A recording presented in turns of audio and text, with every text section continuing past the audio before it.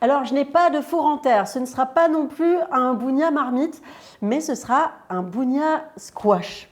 On va le faire cuire dedans. Pour cette recette, il vous faut une squash, un oignon, 2 morceaux de feuilles de bananier, une banane poingo, de l'oignon vert, une petite patate douce, une petite igname, des cuisses de poulet désossées et du lait de coco.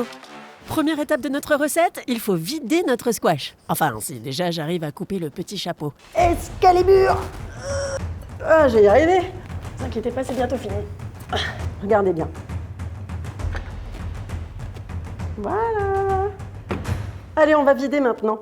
Prochaine étape de la recette, on va s'occuper de nos tubercules ainsi que de la banane poingo. Et c'est très important de couper en petits morceaux nos aliments pour faciliter leur cuisson, à moins de les faire bouillir en avance. Et désolé pour la tomate, j'avais complètement oublié d'en parler dans ma liste d'ingrédients.